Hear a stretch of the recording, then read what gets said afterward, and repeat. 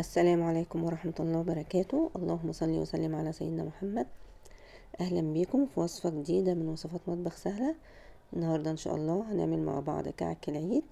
هنعمله بطريقة سهلة ومقادير مظبوطة، وده الكعك الأصلي بتاع زمان. كعكية ناعمة وبتدوب في البق، وزي ما انت شايفة كده أنا عاملاه بطريقة زمان، بطريقة أمهاتنا وجداتنا كانوا بيعملوه كده بالطريقة دي، وبيقعد عندهم فترة طويلة. هنبدأ بقى بسم الله. انا معايا كيلو دقيق اللي هو بيبقى مكتوب عليه متعدد الاغراض، دي للكعك والبسكوت. وهجيب بولة فاضية كده زي ما انتم شايفين، لازم تبقى سلستين او ألمونيوم عشان تستحمل الحرارة، لان انا هعمله بسمنة مقدوحة. هضيف بقى نص معلقة صغيرة بيكنج باودر، وهحط كمان رشة ملح، ومعلقتين كبار سكر زي ما انتم شايفين كده، وهقلبهم كويس. هعمل بقى حفرة في النص كده واحط فيها معلقتين سمسم، عشان هنزل بيه بالسمنة سخنة. هيتحمص طبعا في الدقيق زي ما كانوا بيعملوا زمان. هاخد بقى السمنة بتاعتي، هحط حوالي 500 جرام سمنة. الكيلو دقيق بياخد نص كيلو سمنة، 500 جرام. ممكن تزودي شوية معلقتين لو انتي بتحبيه ناعم خالص. السمنة قبل ما توصل لدرجة الغليان هطفي بقى عليها وانزلها، هي سخنة جدا زي ما انتم شايفين كده. بتنزل بقى على السمسم تحمصه، والدقيق كمان بتديله تحميصة حلوة.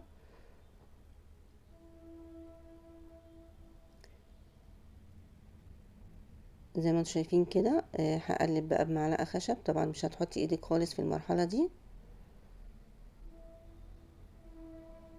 هتخلطي بقى كده كويس السمنة بالدقيق، وتسيبيها لما تهدى خالص عشان طبعا هي سخنة.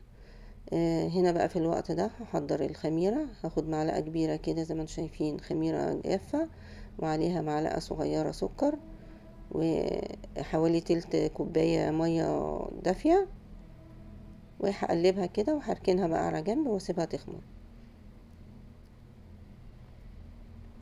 هرجع بقى هنا للكعك. هبدأ بقى ابسه زي ما انتم شايفين كده. طبعا دي اهم مرحلة في الكعك، ان انت تبسيه وتبسيه كده لفترة طويلة، يعني حوالي 10 دقايق كده تفضلي تبسي في الكحك عشان يديكي نتيجة كويسة. طبعا هو لسه دافي، يعني ما جرتش خالص. ما تسيبوش يعني لغاية ما يسقع خالص، لا هو لسه دافي. فانا هاخد بقى الخميرة هضيفها كده، وهبدأ بقى ألم العجينة كده بإيديا. ما تعجنيش برضو فيها كتير، يا دوبك تلمي كده العجينة بس بإيديكي عشان ما تعملش عرق وتحول بقى معاكي لحاجة تانية غير الكحك، يعني تبقى زي القرص كده. فاحنا بنلم العجينة بس كده بإيدينا لغاية ما تشرب السوائل بتاعتها زي ما انت شايفة كده.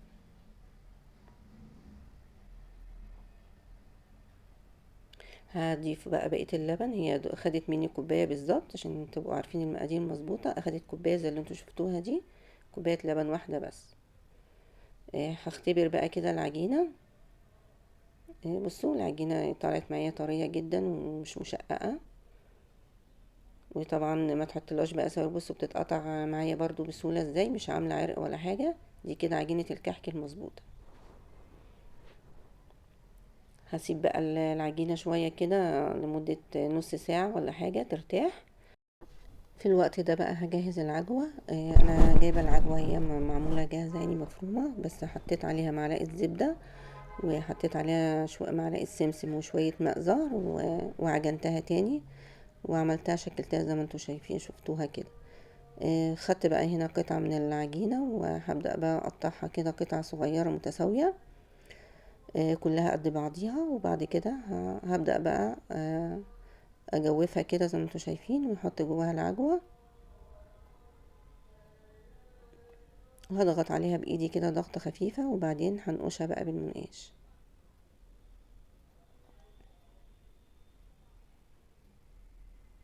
طبعا في بقى اشكال كتيرة بالمنقاش تقدري تعمليها، الشكل اللي انتي بتحبيه بقى تقدري تعمليه، يعني اي نقشة كده بتحبيها.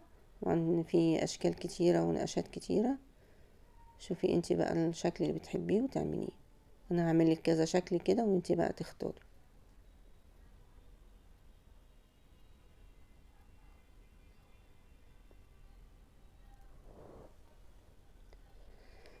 ده كده شكل اهو.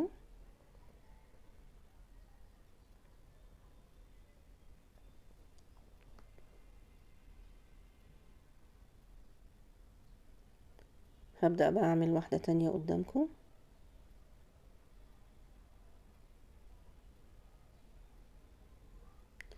دي طريقة كده عشوائية، يعني بشكل عشوائي بتعمليه كده داير ما يدور، بيديكي شكل حلو برضو في النهاية. ده شكل تاني.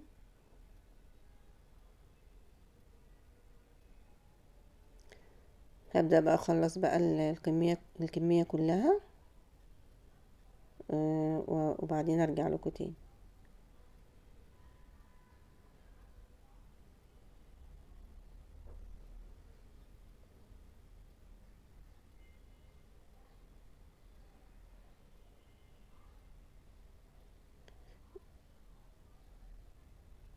بصوا الشكل ده زي على شكل ورقة شجر كده، ممكن تعمليها برضو شكلها حلو قوي.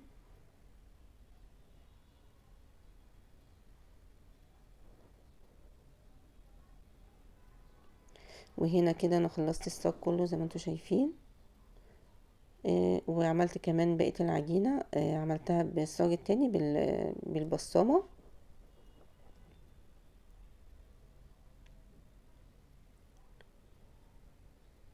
وخد مني الصاج الكبير ده زي ما انتوا شايفين، والصينية دي الشكل التاني ده انا عملته كده بالبصمة بتاعة الكحك. حطيته بقى في الفرن هنا على درجة حرارة 200. وهنا بعد ما طلع، ده اللي انا عملته بالبصامة. طبعا اول ما يطلع من الفرن ما تجيش جنبه خالص، ما تلمسوش، تسيبيه لغاية ما يبرد تماما، بعد كده تنقليه.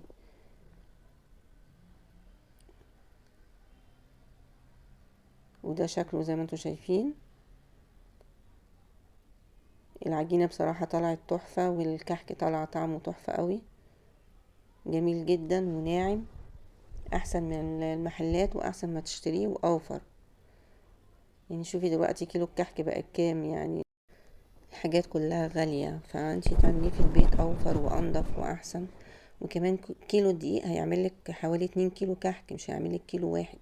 الحجم بيتضاعف، هيعملك 2 كيلو.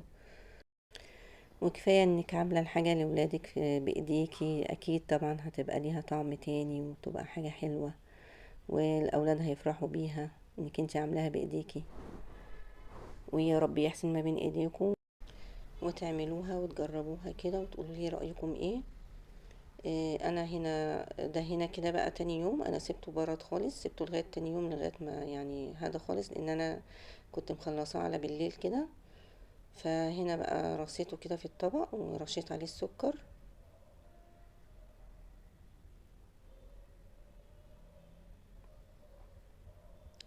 طبعا هو ارتاح بقى كده والمكونات كلها اندمجت مع بعضها، وده كده شكله حلو قوي، هيعجبكم ان شاء الله. بس انتوا جربوه بنفس الطريقة كده زي ما انا عملته. بصوا الكحكاية دايبة خالص يعني، والعجوة من جواها طرية جدا.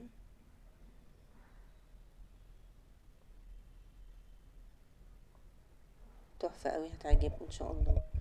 كنت عايزة اقول لكم بس ان السمنة يعني لازم تبقى سمنة يعني نضيفة. طبعا انتوا عارفين ان الكحك بيحب السمنة البلدي، فهو طبعا بالسمنة البلدي بيبقى جميل. بس انا السمنة اللي انا عملت بيها دي سمنة جولدن ميكس. هي طبعا مش بعمل اعلان ولا حاجة، بس هي سمنة يعني هي خليط من السمنة البلدي على السمنة النباتي. ودي كانت وصفتنا النهاردة، يا رب تعجبكم ونور رضاكم. لو الفيديو عجبكم ما تنسوش تعملوا لي لايك، ولو اول مره تشوفوا قناتي يا ريت تشتركوا وتفعلوا زر الجرس على الكل عشان يوصلكوا كل جديد. كنت معاكم ام مروان من قناه سهله، والسلام عليكم ورحمه الله وبركاته.